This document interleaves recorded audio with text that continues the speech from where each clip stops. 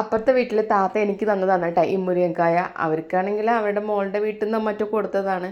അപ്പോൾ ഇപ്പം നല്ല വിലയാണ് മുരിങ്ങക്കായ്ക്ക്. കുറച്ച് മുന്നേ ഞാൻ ഇവിടെ അന്വേഷിച്ചപ്പോൾ ഇവിടുത്തെ കടകളിലൊന്നും കിട്ടാണ്ടായിരുന്നില്ല കേട്ടോ. നല്ല വിലയാണെന്നാണ് പറഞ്ഞത്. ഇനിയിപ്പോൾ മുരിങ്ങ പൂക്കണതും കായ്ക്കണതും ഒക്കെ സമയം ഇനി ഇഷ്ടം പോലെ കിട്ടാനുണ്ടാവും. ആദ്യമൊക്കെ എനിക്ക് തീരെ ഇഷ്ടമില്ലാത്തൊരു കറിയായിരുന്നു കേട്ടോ മുരിങ്ങക്കായ കറി.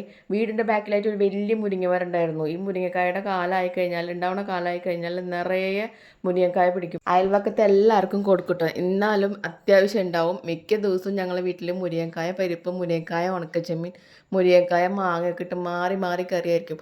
അപ്പം അതിൻ്റെ മണം കേൾക്കണതേ എനിക്ക് തീരെ ഇഷ്ടമുണ്ടായിരുന്നില്ല കേട്ടോ. എനിക്ക് മാത്രമല്ല ചേട്ടന്മാർക്കും അതുപോലെ ഉണ്ണിക്കും അത്ര വലിയ താല്പര്യമൊന്നും ഉണ്ടായിരുന്നില്ല ഈ മുരിങ്ങക്കായോട് കേട്ടോ. ഇനി മുരിങ്ങയമ്മ കായ ഉണ്ടാവരുതെന്ന് വിചാരിച്ചിട്ട് ഇടയ്ക്ക് ഞങ്ങൾ കുട്ടികളെല്ലാവരും കൂടി അതിൻ്റെ കടയ്ക്ക് ചൂടുവെള്ളം ഒഴിച്ചു കൊടുക്കാറുണ്ട്. എവിടെ അത് നശിക്കണേ, ഇഷ്ടം പോലെ കായ വീണ്ടും വീണ്ടും ഉണ്ടാവുള്ളൂ.